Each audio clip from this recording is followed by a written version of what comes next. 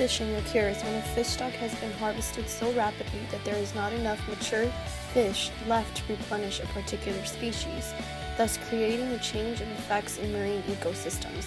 When we fish over the max sustainable yield, we are potentially harming future generations of fish. So you may ask yourself, why overfishing is still taking place? This occurs because each individual fisher ultimately has no control over the actions of the others. Even if an individual realizes that it would be best for everyone to keep the fish population high, they also cannot keep other fishers from overfishing, and instead will decide to capitalize on the current fish population while it is still high. Solutions to this problem include bans and regulations and ownership, either by governments or corporations. As well as being unpopular, banning and regulating products in general has been unsuccessful for several reasons. Primarily, they ensure that the price on the regulated or banned product will skyrocket, and thus create an incentive to produce illegally. This is what happened with bootlegging during Prohibition, with poaching during the ivory bans, and with the drug cartel in the war on drugs. Additionally, the regulations that do exist are weakly enforced.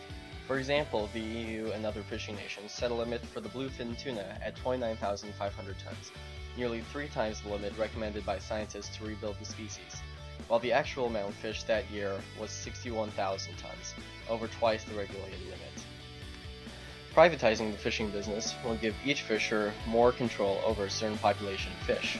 Because of this, they will do what it takes to protect their fish population, so they will stay in business. Unlike we have been told in stories such as the Lorax, a private owner will not put himself out of business by overexploiting his resource. Not that all of the oceans should be owned by fishing companies. Organizations such as Greenpeace are pushing for 40% of the ocean to be protected as marine reserves. Marine reserves and parks, which currently cover less than 1% of the ocean, are protected ocean wildlife reserves owned and protected by governments, which would help exploited fish populations recover. Additionally, successful private fishing would keep fish prices low, further protecting against illegal fishing. However, the tragedy of the commons is not the only problem causing overfishing. Not only does overfishing affect the economy, but it destroys many marine ecosystems while causing drastic changes in the food web. During a specific harvest, many animals are unintentionally killed, otherwise known as bycatch. This means 30 million tons of critically endangered sea turtles, dolphins, whales, and even birds are killed annually due to imprecise extraction methods. Methods like gill netting and trawling that extend thousands of kilometers under the ocean, and none that are adapted to save other species not intended for catch. These nets are made of materials that cause it to be invisible and undetectable by most marine animals, causing them to get entangled.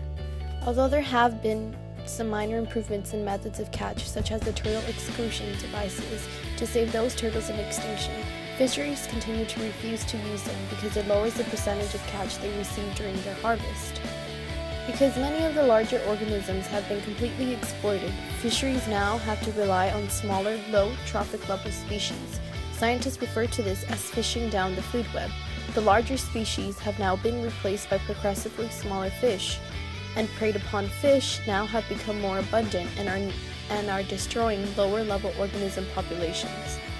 Overfishing a particular species for a long period of time can affect the growth rate, maturing time, and size of a fish from generation to generation.